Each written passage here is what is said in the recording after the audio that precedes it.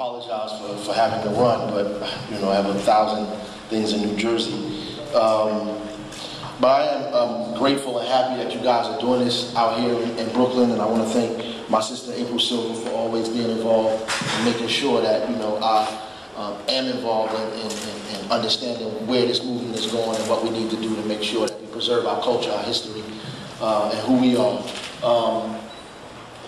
On a train in New York in 1989, going to Commission for Racial Justice, working with Sister Soldier, listening to my Walkman, not my iPod. Elvis was a hero the most, but he never meant shit to me. The straight out racist, the sucker was simple and plain. Motherfucking man, John Wayne. That's what I used to listen to on the train. And that really, you know, besides all the books I read in college and my father and this and that, you know, shaped my politics. And, you know, what I thought and what I believed and what should happen with hip-hop music to black people, to Latinos, to oppressed people in this country. That really was a mantra. And to me, that's what hip-hop represented. It represented a big black fist, a shout at all of the things that people said we should be doing. All of the pushback that we were getting, that's what it represented to me. I went to college in 1986 when Eric B. and Rakim was at the top of the charts. We were doing the WAP at Howard University on chairs. You know, I was on a chair doing the WAP at 17 years old. You know, I was at Howard University. I just turned 17 actually, so I was a kid.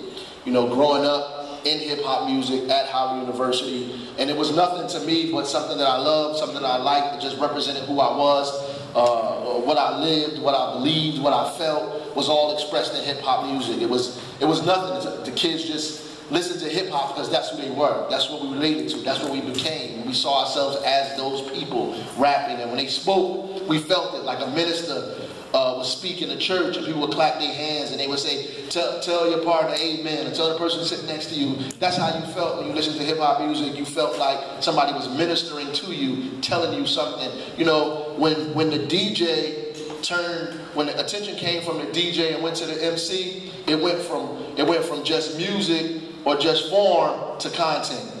It went away from just how dope something sounds to what they actually were saying, to, you know, Grandmaster Flash and the Furious Five talking about the message. So all of those things, the MC became important. What you said became important. How you said it, or how Rakim said, how you moved the crowd became important. I mean, it's funny to see how it switched back from that to the music, to all these other things, bells and whistles and lights that, you know, take away from what's actually being said. But when I was coming up at Howard University, what was important to me was what was being said. What they were, not only what was being said, but how clever they were in saying it. And you say, damn, that's dope. Like, how are they able to convey that message the way they conveyed it became important to us. And it shaped a lot of people's politics. And I had to put that context in it because it really is the springboard for what really happened at Howard University, and how Cultural Initiative started. There was a protest in 1989. Lee Atwater, Republican National Committee chairperson, was appointed to the Board of Trustees at Howard University. There was even rumors that he was going to teach a class. All of the students began to protest. April Silver, all these folks here, Sayon, everybody was involved in what was going on. Earl, we took over the administration building, you know, demanded a couple of things. After that, we ran for office. There I became the vice president of student government. I'm a poet. I never decided that I was going to be a rapper. I never tried to rap or DJ or break dance. I pop locked a little bit as a kid. That's because that's what the dance was in the club. You know, everybody was pop locking. That's the only reason I did it. So, you know, I did those things not because I wanted to be a professional at it, but because that was the dance of the time. So I never had any aspirations to be in the industry at all. I just loved the music, and the music represented me. But what I did begin to realize, and I think April made this clear to everybody, is when everybody discovered the jewel in hip-hop, like they discovered the jewel in jazz and the jewel in blues. Like there's some spots in somewhere in remote Europe somewhere where they listening to hardcore jazz right now.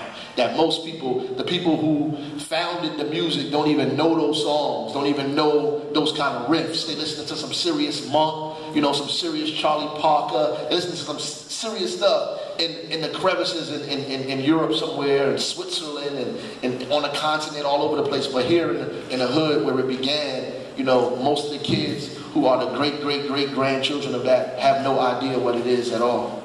And I think that was what we were trying to do with the hip-hop initiative, with the cultural initiative, was to begin to take the music that we love so much and do what the brother said. There were a lot of people who began to discover diamonds and gold. You know, they hit the Gold Coast or the Ivory Coast and said, look, there's ivory here, there's gold here, there's diamonds here. You know, we could get rich. So they began to market this music and commercialize it, and it became worldwide, and everybody was making money except the people who created the music. I don't want us to forget that the artist is the most important part of this piece. Right? The artist is the most important part. No matter what all these other people are created around, we organize ourselves around that artist, because if the artist didn't exist, neither would you. So to preserve the art form is important, and preserve the integrity of it is also important, because that's how you get rich. That's how you do the things you want to do and study it and teach it. It's interesting that you can teach it, but you don't really know what it is, but you can teach it. But I mean, the artist is the most important thing. So April Silver, and a couple other people, Hockett Slime, a couple other people got together and began to develop this cultural initiative, which was like one of the first hip-hop conferences that I ever attended, and I think it was the first one that even existed in the country at the time, maybe even the world, to begin to talk about how we can use hip-hop and study it and talk about it, and not just that part of it, but how do you become a producer? How do you market it? How do you make money off it? So what, you can't dance a little bit, you don't rock. You found out the old adage, the stereotype wasn't true, all black people can't dance. Okay, so now you can't dance, you can't rap, but there's other ways that you can empower yourself by the music that was created in your backyard.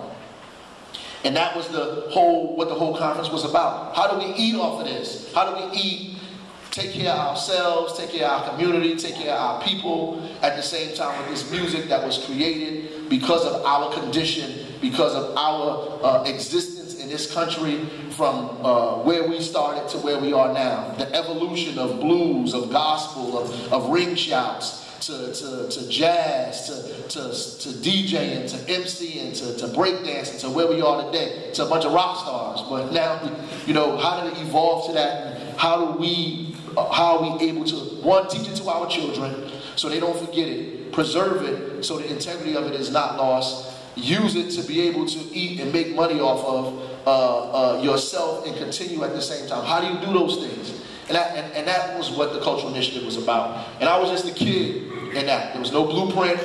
Like April said, nobody came and taught us this. We didn't copy off anybody. It was just the sheer will of young kids there at the time at Howard, thinking about what we were going to do with our lives and trying to have an impact on the world, an impact on our communities, and an impact on this music.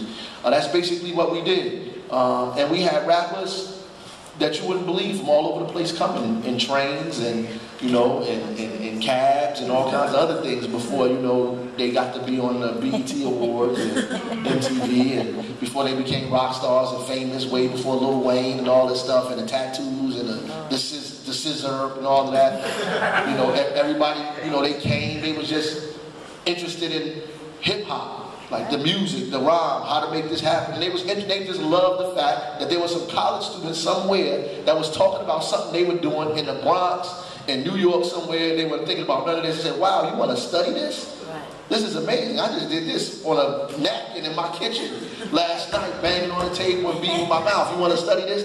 That's what's up. So it was a kind of relationship that was cool. And as a result of that, a lot of the people from Howard went into the hip-hop industry. A lot of my friends, from Puffy to Mac to Harvey Pierre to Derek Angeletti, the Mad Rapper, all of them went into this whole hip-hop world and became very, very popular in the hip-hop industry. And I stand back sometimes and watch TV and read the newspaper and say, damn, we was all children, you know, making our way at Howard University, and somebody said, April Silver is that somebody that we ought to have a hip-hop conference, and we did it, and a lot of people benefited from it. And my friends always tell me, why you never did that wasn't me.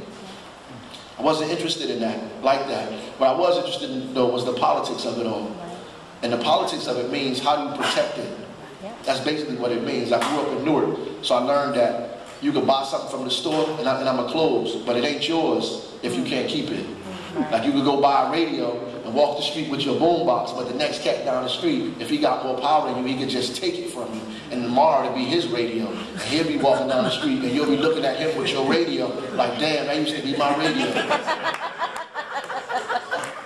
Right? And unless you have some power, some strength, do some push-ups, get some boys of your own, and go get your damn radio back, it'll always be his radio. So to me, politics became the infrastructure that's necessary, the process that's necessary to protect what it is we have, our art, our economy, our money, our friends, our people, the things that we develop. You have to have somebody that'll create, that'll protect it and say, look, this belongs to us, and we're going to keep it as long as we possibly can.